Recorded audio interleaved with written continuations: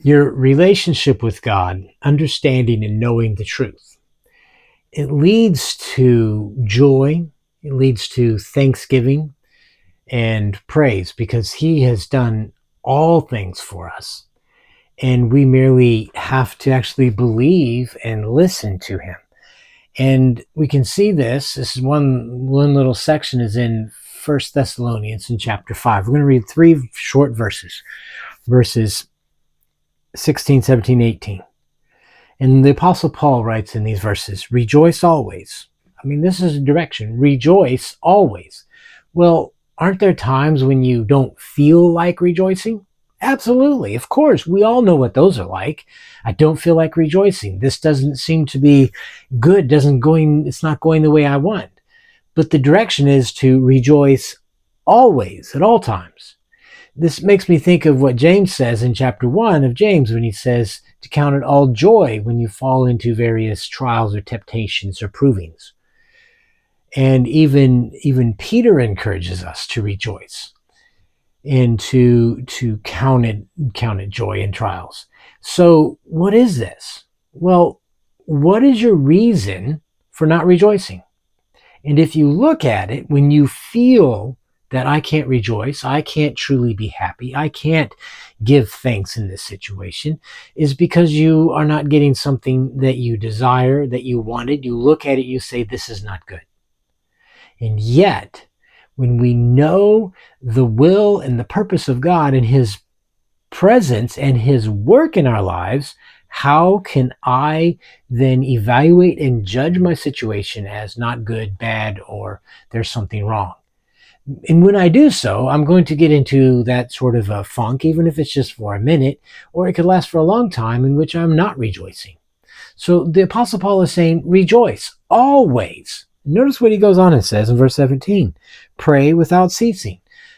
Prayer, we have to understand, is communication. It's just talking with God. It's spending time in communication with Him. Where I speak to Him, He's speaking to me. I listen, and I am moved by even what He says in these pages. This is prayer. It's just communion. It's knowing Him, seeing Him more clearly and more greatly. This is a great thing to do, actually. So he says, rejoice always, and you stay in constant communication with your Father who loves you more than anyone or anything, who gives everything, has done everything for you. And then verse 18, in everything give thanks, for this is the will of God in Christ Jesus for you. So in all things, another version translates this and renders it, in all circumstances give thanks. What? I mean, that sounds really difficult, and at times it is difficult because I don't feel thankful. But maybe there is something in what the Apostle Paul tells us, is telling the Thessalonian brethren, and thereby also telling us, because what is true and good for them is also for us, is to give thanks even when you don't feel like it. One of the things about Thanksgiving is it shifts my focus away from me, myself, and my circumstances, which I'm not rejoicing in, which I'm not happy about, which feel difficult and unwanted. When I give thanks, I'm actually looking at the positive, and I'm not dwelling on what I've seen and have characterized as evaluated and judged as negative. So in all circumstances and everything, give thanks. So take the time to find something to be thankful for, to look at your situation. Sometimes the things that we have for the little things, it may be something that seems insignificant, but it speaks volumes when I'm shifting my focus to see those little things, to say thank you, to have a thankful attitude, because this is God's will. He wants us to be thankful. When He has provided everything, He wants us to be thankful and to rejoice and to be in communication with Him. That's what these three verses are telling us. He has done and is doing everything. He is my strength. He is my life. He is the truth. He is the one who guides and directs me. He is my wisdom. Why would I not be thankful?